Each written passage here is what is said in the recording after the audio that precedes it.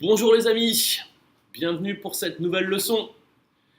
Aujourd'hui, on va essayer d'expliquer qu'entraînent les ouvertures au monde des territoires et des hommes. Partie 1. Alors là, on va parler du 15e et du 16e siècle, ce moment où l'Europe s'ouvre au monde, où de nombreuses civilisations, et comme la Chine aussi, commencent des explorations du monde et découvrent de nouvelles choses. Dans cette première partie, on va vraiment axer notre réflexion sur l'exploration, explorer. Alors, de quoi allons-nous parler? Bien sûr, d'abord, des grands voyages, des grands explorateurs, explorer le monde. Commençons par les raisons. Pourquoi, particulièrement au XVe siècle, l'Europe se lance dans cette grande phase d'exploration? Il y a deux raisons. Un, les raisons commerciales. Le commerce des épices. Les épices, c'est hyper important. Ça rapporte de l'argent, bien plus que l'or et l'argent, puisque c'est quasiment illimité. Les mines d'or s'arrêtent, s'épuisent un jour, l'épice pousse et continue. Et ça coûte hyper cher, parce qu'à l'époque où on fait bouillir la viande pour pas être malade, les épices, ça donne du goût. Tout le monde en recherche, à commencer par le poivre. Les épices sont en Orient. L'Europe, l'Orient. Le problème, c'est que là, il y a eu l'apparition d'une nouvelle religion, les musulmans, et d'un nouvel empire, l'Empire ottoman, qui bloque les routes terrestres. Vous ne passez plus. Les Européens sont donc obligés de rechercher de nouvelles voies pour aller chercher ces épices en Orient. Exploration. L'autre raison, c'est la raison religieuse. Et oui, on veut étendre sa religion. Il y en a une nouvelle qui fait concurrence, l'islam. Il y a des troubles religieux en Europe dont on parlera plus tard. On a envie à cette époque-là de donner un dynamisme, d'agrandir sa religion. Et donc on part à la conquête de nouveaux territoires. Alors, il faut aussi pour partir quelqu'un qui finance, ce qu'on appelle des impulsions. Qui va financer ces explorations extrêmement coûteuses? Les bateaux, c'est pas, on va pas acheter une baguette de pain là. C'est vraiment à l'époque quelque chose de ruinant. Il faut donc un pouvoir qui fasse le rôle de mécène qui donne l'argent. Il y a deux pays leaders à l'époque, c'est l'Espagne et le Portugal. Ces deux pays ont des princes qui vont pousser les explorateurs à partir en leur donnant les moyens d'y aller. Henri le Navigateur au Portugal, ce prince a financé beaucoup d'explorations. Les princes castillans, Isabelle de Castille ou Ferdinand d'Aragon en Espagne financent beaucoup, notamment celle de Christophe Colomb. Il faut aussi des nouveaux moyens pour partir, des moyens techniques. On ne part pas à l'aventure sans savoir où on va. À l'époque, il n'y a pas de GPS. Ce n'est pas les bateaux d'aujourd'hui. Alors, il y a eu une évolution. La caravelle, ce bateau qui peut traverser les océans et qui vient des musulmans qui avaient déjà Caris, un bateau déjà assez épais qui pouvait résister à la haute mer. Les instruments de navigation comme la boussole inventée par les Chinois ou l'astrolabe par les musulmans. On se repère grâce aux astres et on sait où on est dans cette mer, cet océan si vaste. Bon, tout ça, ça permet donc de partir, faire des explorations. Donc on a plein d'explorateurs. On a Vasco de Gama qui va donc contourner la pointe de l'Afrique par le cap de Bonne-Espérance pour arriver en Orient. Bon, Christophe Colomb, bien sûr, en Amérique. Magellan qui fait son premier tour du monde. Il y en a une bonne partie qu'on verra avec moi dans le cours. Voilà, ça c'est pour la première chose, explorer le monde. Maintenant, on va passer à la deuxième partie. Dans cette deuxième sous-partie, il y a aussi un autre type d'exploration qui se fait plutôt à domicile. On n'a pas besoin de partir à l'autre bout du monde, c'est moins risqué au niveau aventurier, mais c'est tout aussi producteur.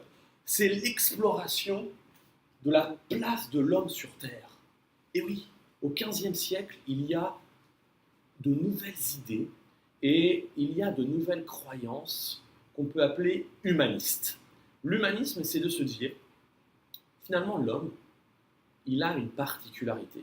Finalement, l'homme, c'est pas juste un numéro ou le membre d'une communauté, et quand il meurt, bon, c'est pas si grave. Non, l'homme est un individu à part. Chaque homme est différent, chaque homme recèle un potentiel très important, chaque homme est capable de s'accomplir. Et là, on voit apparaître des humanistes qui sont souvent des gens très savants, qui parlent plusieurs langues, qui font des maths, de la poésie, de la peinture, de l'architecture. On a des figures d'humanisme très très connus. On a Erasme, Rabelais, Léonard de Vinci, Michel-Ange. Bon, on en reparlera de toutes ces figures plus tard. Il développe surtout cette nouvelle vision de l'homme. Il lui donne une place. L'homme est un être à part. L'homme se différencie des autres. L'homme a du potentiel. L'homme peut obtenir le pardon si il fait une erreur.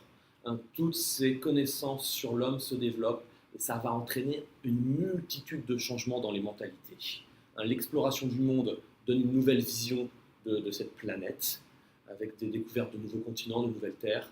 La place de l'homme, ça donne vraiment dans l'esprit des gens une nouvelle vision des autres individus. Voilà, alors on va passer à la troisième partie, c'est explorer les sciences et les idées. Allez, on y va maintenant. Troisième sous-partie, troisième type d'exploration, c'est celle qui va concerner les sciences, le champ des sciences et le champ des nouvelles idées. Là, il y a pas mal de choses qui se passent au XVe et XVIe siècle. Tout d'abord, en étant en contact avec les autres civilisations, notamment musulmanes, l'Europe va redécouvrir les textes de l'Antiquité. Ils n'ont jamais vraiment été perdus, ces textes. Toutes les découvertes faites dans l'Antiquité par les philosophes, par les mathématiciens comme Thalès et Pythagore, par les médecins comme Hippocrate, tout ça, les musulmans avaient récupéré les textes.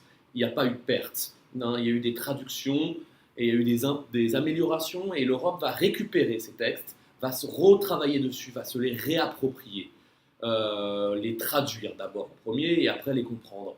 Et tout ça, ça va permettre de faire beaucoup de découvertes.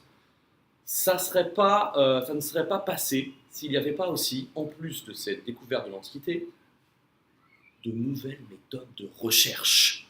Et oui, c'est plus comme avant, on se base plus sur on lit la Bible et c'est ça qui va nous apprendre les choses. Où on regarde le ciel, on voit une comète passer et oh, il y a un signe religieux.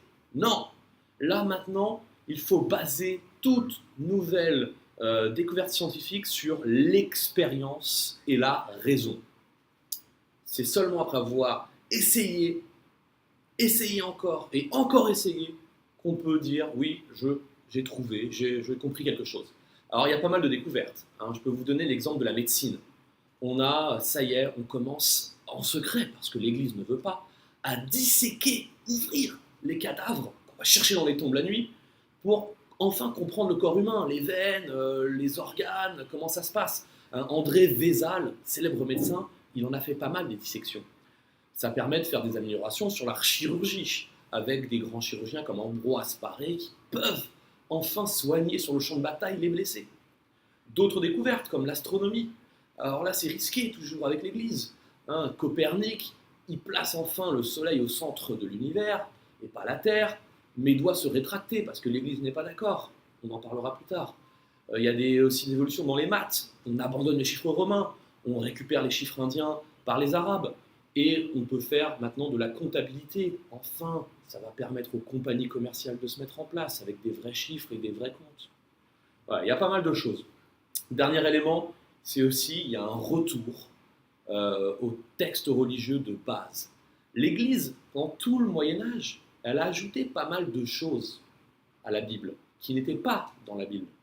Elle a ajouté le purgatoire, un endroit entre l'enfer et le paradis, où on peut attendre patiemment, subir quelques souffrances, et après aller au paradis tranquille. Ça, s'y est pas à la base.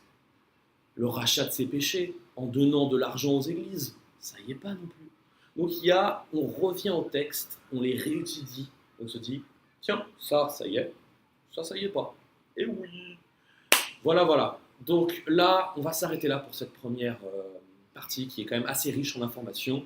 N'hésitez pas à la revisionner et surtout à aller sur ce site www.immersionhg qui est la base et on peut approfondir tout ça avec plein de fiches exercices, d'autres vidéos.